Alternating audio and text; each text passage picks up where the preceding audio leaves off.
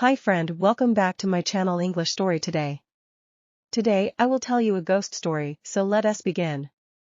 Jackson was a young man who was invited to spend Christmas at his cousin's house. He was hesitant to play hide and seek because he had once witnessed a girl die in a similar game at the same house.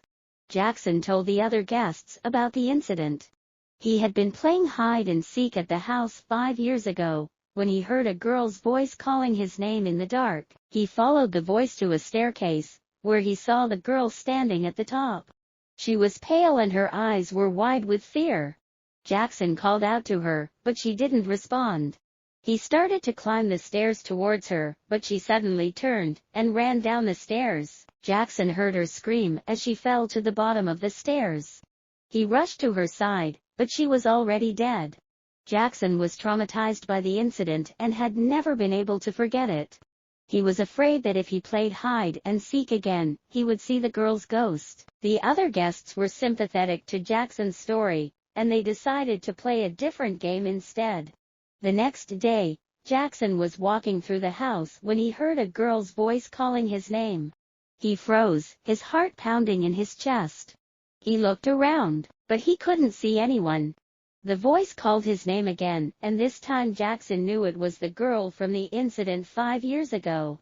Jackson started to run, but the girl's voice followed him. He ran out of the house and into the yard, but the voice was still there. He ran until he couldn't run anymore, and then he collapsed on the ground. Jackson lay there for a long time, listening to the girl's voice calling his name. He was terrified, but he knew that he couldn't run away any longer. He had to face the girl and find out why she was haunting him. Jackson stood up and walked back to the house. He went into the room where the girl had died, and he called out to her. "Who are you?" he asked. The girl's voice stopped.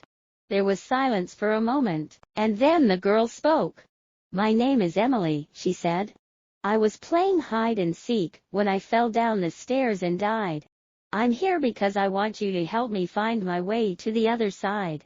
Jackson was shocked. He couldn't believe that he was talking to the ghost of the girl he had seen 5 years ago. "I'll help you," he said.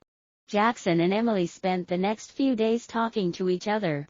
Jackson learned that Emily had been a lonely and unhappy girl. She had never felt like she belonged anywhere, and she had been looking for love and acceptance when she died. Jackson helped Emily to understand that she was loved and accepted by him. He also helped her to forgive herself for the mistakes she had made in her life. On the last day of Jackson's visit, Emily told him that she was ready to go to the other side. Jackson held her hand as she crossed over, and he knew that she was finally at peace. Jackson left the house feeling sad, but also hopeful. He knew that he would never forget Emily, but he also knew that she was finally free.